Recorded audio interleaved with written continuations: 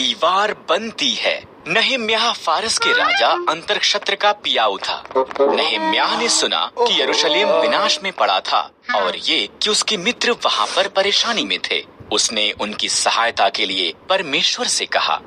परमेश्वर ने राजा अंतरक्षत्र के साथ बात करने के लिए नहम्याह को साहस दिया। नहम्याह ने पूछा कि क्या वो यरूशलेम जाकर उनकी दीवार बनाने में सहायता कर सकता है। अंतरक्षत्र सहमत हो गया। नहम्याह यरूशलेम के लिए निकल पड़ा। नहम्याह यरूशलेम में घूमा।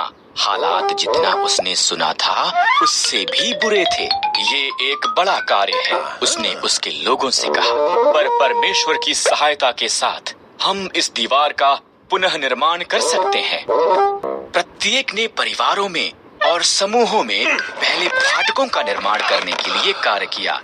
उन्होंने भेड़ों का फाटक, मछली फाटक, तर्राह के फाटक और अन्य फाटकों को ठीक किया। तब उन्होंने दीवारों का पुनः निर्माण करना आरंभ किया। पहले तो उनके दुश्मन हंसे, पर जैसे जैसे दीवार ऊंची होती गई, उन दुश्मनों ने हमले की तैयारी की।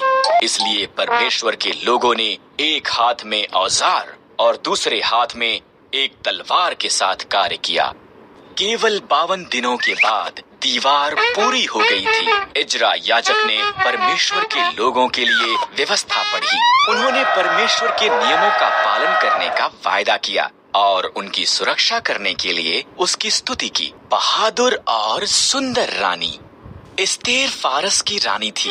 यहाँ तक कि उसका पति राजा क्षयर्ष उसके रहस्य को नहीं जानता था। एस्तेर यहूदी थी। एस्तेर का रिश्तेदार मोर्दकै महल में कार्य करता था और उसकी देखभाल भी करता था।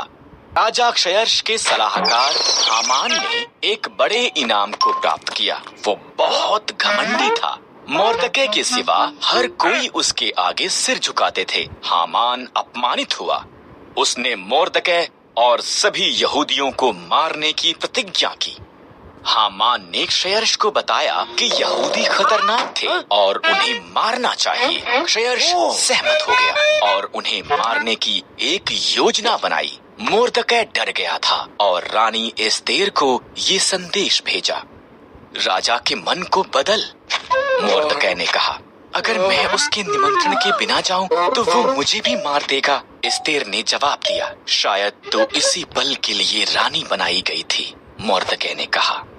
एस्तेर साहस के साथ ये प्रयास करने के लिए सहमत हुई। वो सिंहासन के कमरे में गई। राजा क्षयर्ष उसकी सुंदरता से चकित हुआ और उसे अंदर निमंत्रण दिया। क्या हम हामान के साथ रात का खाना खा सकते हैं? उसने पूछा।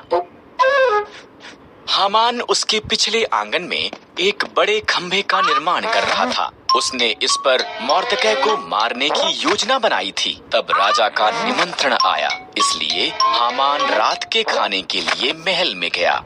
एक मनुष्य मुझे और मेरे लोगों यहूदियों को मारना चाहता है, एस्तेर ने राजा क्षयर्ष को बताया। कौन ऐसी बात करेगा?